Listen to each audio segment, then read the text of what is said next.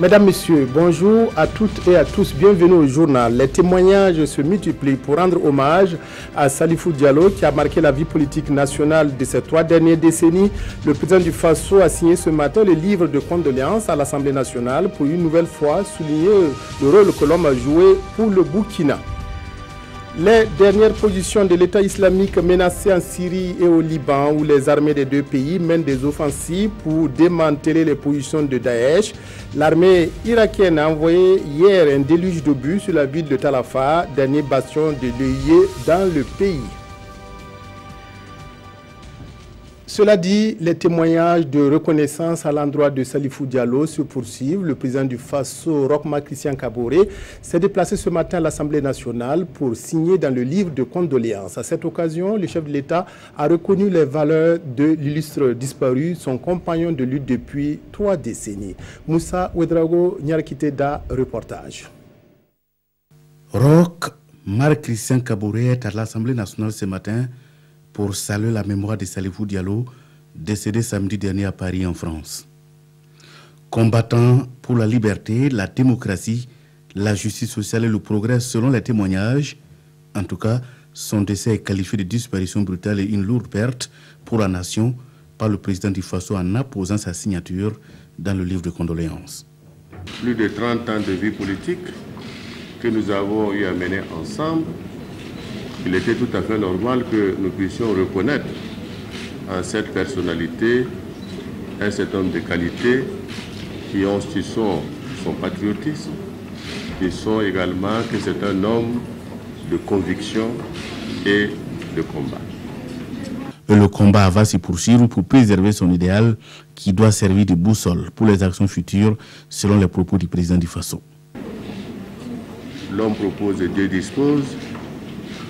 Il est clair que Salif Diallo nous a quittés le 19 au matin, mais nous devons continuer le combat pour la consolidation de la démocratie, le combat pour le développement économique et social de notre pays, le combat pour la justice.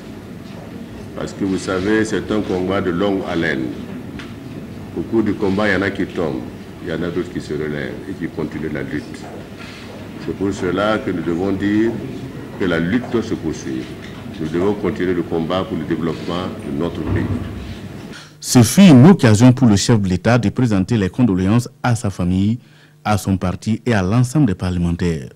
À la suite du président du Faso, les membres du gouvernement et les présidents d'institutions ont également signé dans le livre de condoléances ouvert à l'Assemblée nationale depuis ce lundi matin. Voilà ce qu'on pouvait dire sur la disparition du président de l'Assemblée nationale, Salifou Diallo, ce midi. La collecte des données sur la traite des personnes et pratiques associées par les utilisateurs des outils téléphoniques valorisés à travers une formation, elle a permis aux participants de renforcer les capacités au cadre national de lutte contre la traite des êtres humains, d'améliorer son système de collecte de données sur ces personnes. Précision, Gérard Sommet, Moumouni Soubega. Des acteurs du milieu associatif renforcent leur capacité en matière de collecte de données liées à la protection des victimes de la traite des personnes. Au cours de cette formation, ils ont été initiés à l'utilisation d'un logiciel de collecte de données. L'atelier entre dans le cadre de la mise en œuvre du projet de lutte contre la traite des êtres humains au Burkina. L'objectif visé à travers cette formation est de renforcer, d'outiller les participants, notamment les associations venues des régions, avec l'outil téléphonique qui a été conçu par un consultant que nous avons commandité, afin que ces associations outillées puissent repartir sur le terrain et collecter des informations liées à cette problématique et pouvoir alimenter une base de données au niveau national. La traite des personnes, problème mondial qui affecte la vie de millions de personnes à plusieurs variantes, dont les plus connues sont le travail forcé, le prosélytisme et la mendicité forcée. Pour les participants, cet atelier est un acte à saluer car cela leur permet d'être mieux outillés pour faire face à ces fléaux. Tout à l'heure, nous a été beaucoup bénéfique puisqu'on a appris beaucoup de choses. Avant, on était obligé d'envoyer écrit sur papier, envoyer jusqu'à Bobo Ouara. Maintenant, avec la formation des outils de travail qu'on nous a donné, des téléphones, En cas de problème seulement, bon, le téléphone nous permet directement d'envoyer les données directement. Les participants reçoivent à l'issue de l'atelier des kits contenant chacun un smartphone, une clé USB et une attestation. Ces kits visent à permettre aux bénéficiaires des régions de l'Est, de la boucle du Mouhoun, du sud-ouest, des cascades et des hauts-bassins de réaliser leurs projets. La saison des pluies, période favorable à l'éclosion des moustiques et à la recrudescence du paludisme. Pour partager les bonnes pratiques de lutte contre la maladie, le ministère de la Santé organise à Ouagadougou une rencontre de 2 jours. Elle devrait permettre de renforcer les capacités du programme national de lutte contre le paludisme et mettre en œuvre un programme cohérent pour venir à bout de la maladie. Reportage Pawadrogo Janzongo, Maïmouna Traoré. Malgré les stratégies développées depuis des années, le paludisme reste un problème prioritaire de santé au Burkina Faso. En 2016, environ 9 800 000 cas de paludisme ont été enregistrés, dont plus de 4 400 décès. Cette rencontre entre les acteurs de la lutte contre le paludisme a pour objectif d'apporter des améliorations au programme national de lutte contre le paludisme à travers la documentation et le partage des meilleures pratiques et expériences. Certains districts excellent dans certains domaines, que ce soit en lien avec la prise en charge ou avec la prévention. Et donc cet atelier vient pour montrer un peu ces résultats et pousser les autres districts et les autres régions à mettre en place ces initiatives-là afin que nous puissions cheminer vers l'élimination du paludisme. Cet atelier est organisé dans le cadre du projet Accélérer la lutte contre le paludisme, appelé ici à présenter aux participants les résultats de ces activités. Nous avons aidé à mener des recherches opérationnelles dans divers domaines de santé. Il y a des supervisions qui se mènent. Nous avons soutenu le programme national de lutte contre le paludisme pour mener une expérimentation pour la prise en charge du paludisme au niveau communautaire. Il y a aussi des actions de communication, beaucoup de communication, de messages qui passent sur l'utilisation des moustiquaires imprégnés, sur la nécessité d'aller prendre le traitement préventif intermittent pour les femmes enceintes. Pour une lutte efficace contre le paludisme, les différents acteurs de la pyramide sanitaire sont invités à développer des approches nouvelles, actives et efficaces permettant d'améliorer rapidement les performances. La Commission nationale ad hoc pour l'appurement du passif du foncier mise en place après l'enquête parlementaire menée l'année dernière travaille maintenant sur le terrain. À Bobo Dioulasso, elle a examiné ce week-end les différents problèmes liés au lotissement. Les membres de la commission ont pris connaissance de l'opération d'enregistrement des plaintes dans les différents arrondissements. Hassan Gourabou, Moumouni Baro, reportage à Bobo. Monsieur Adama Ili habite la zone non lotie du quartier Belleville de Bobo Dioulasso depuis plus d'une décennie. Sa concession est recensée par la commission de lotissement de ce quartier depuis 2007, mais à sa grande surprise, il n'a pas été attributaire de parcelles par la suite. Aujourd'hui, l'homme a l'opportunité, tout comme des milliers d'autres victimes, d'adresser une plainte à la commission ad hoc d'appurement du passif pour les fonciers. Il y a des gens qui ne résident même pas là-bas et qui n'ont même une seule brique là-bas, mais dont les noms sont sortis sur la liste. Et maintenant, ceux qui sont là-bas depuis des années, qui ont chassé des serpents là-bas, qui ont feinté les scorpions là-bas, et ces gens-là se sont retrouvés sans rien. Pour cette opération d'enregistrement de plaintes dans les différents arrondissements de la commune, plusieurs cas se présentent avec souvent beaucoup plus de complexité. J'ai acquis un terrain avec un monsieur, mais je trouve que ce monsieur a été attributaire suite à une rectification. Et du coup, le premier attributaire a porté l'affaire en justice, qu'il a finalement remporté. Et donc, du coup, moi qui ai acquis la parcelle, je n'ai plus de terrain en question. Mais c'est la mairie qui est le premier responsable pour moi. Justement, selon le président national de la commission ad hoc d'appurement du passif pour les fonciers, sa structure a enquêté sur les cas préoccupants durant la période de 1995 à 2015 dans les régions qui ont enregistré diverses difficultés suite à des lotissements. La commission d'enquête parlementaire n'a pas pu recenser tous les problèmes parce qu'elle n'avait pas le temps, etc., etc. Donc l'occasion est donnée aujourd'hui aux populations, pendant le mois d'août, de venir déposer leurs requêtes manuscrites ou saisies avec à la clé des propositions de solutions pour résoudre les problèmes. L'opération n'est pas pour attribuer des parcelles à la clé. Selon Salifou Kaboré, le travail dans les commissions au niveau des arrondissements se déroule normalement et l'enregistrement des plaintes se poursuivra jusqu'au 30 août prochain. Problème de terrain pour habiter, mais aussi problème d'espace pour agriculteurs et éleveurs obligés de partager les mêmes terres dans les Banwa. Les conflits entre agriculteurs et éleveurs sont récurrents au risque de compromettre la paix sociale. Pour éviter le pire, les autorités multiplient les concertations pour trouver une solution à la cohabitation des producteurs. Cette année, les cas de conflits enregistrés ont été réglés à l'amiable. Lassina Ouattara, Karim Ouedraogo à Dédougou.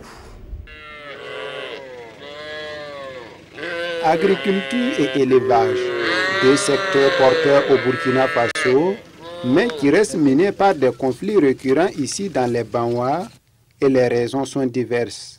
Agriculteurs et éleveurs se jettent la balle. Au début de la saison hivernale, on a sémé. Et pendant ce temps, les animaux étaient en divagation. Donc c'est compliqué parce que l'animal va là où il peut gagner à brouter. Et ça crée souvent des conflits entre nous.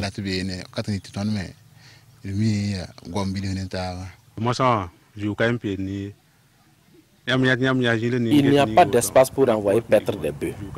Là où sont les bœufs, c'est un champ. Le propriétaire va cultiver d'ici là. Même dans les aires de pâturage, on nous chasse pour installer des champs. Ça devient très compliqué pour nous.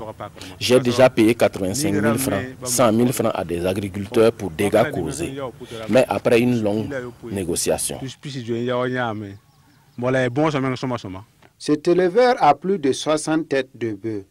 L'occupation des pistes à bétail, des aires de pâturage et les abords de points d'eau, le mauvais gardiennage des animaux occasionnant les dégâts dans les champs, les empoisonnements et les abattages de certains animaux sont entre autres les causes des conflits.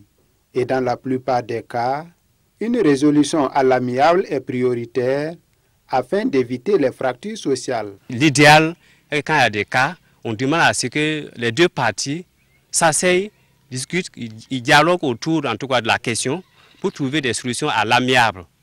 Une solution trouvée à l'amiable est une solution durable.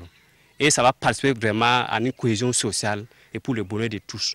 L'intensification agricole et de l'élevage reste une solution incontournable à ces conflits. Il y a des villages, j'ai vu le cas de Koumbia, qui a pu élaborer une charte foncière. Il faut qu'on arrive à ça.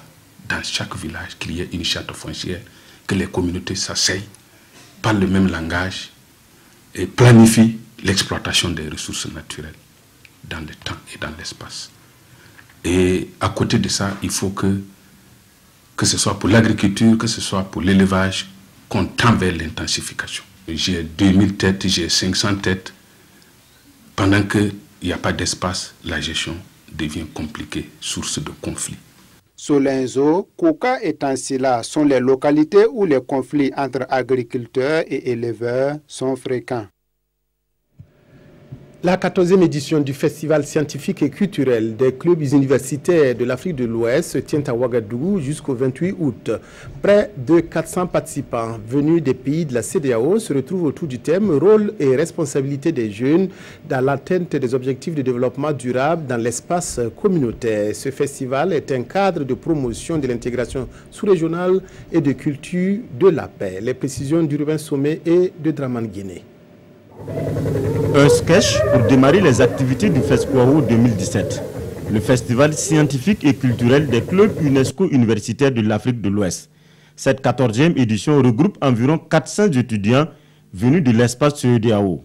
Ensemble, ils vont réfléchir à la promotion de l'intégration sous-régionale et à la culture de la paix. Les clubs UNESCO, c'est pour prôner la paix partout dans le monde. Et tout à l'heure, dans le sketch, à la fin surtout, on a vu des mots comme paix, on a vu des mots comme dignité. Donc c'est pour faire passer le message de la dignité au niveau de la jeunesse. Cette jeunesse-là qui sait se prendre en charge, cette jeunesse-là qui sait ce qu'elle cherche et non pas cette jeunesse qui se prête à ces activités, à ces attentats-là. C'est sous le thème « Rôle et responsabilité des jeunes dans l'atteinte des objectifs de développement durable dans l'espace CEDEAO » que se tient ce festival panafricain.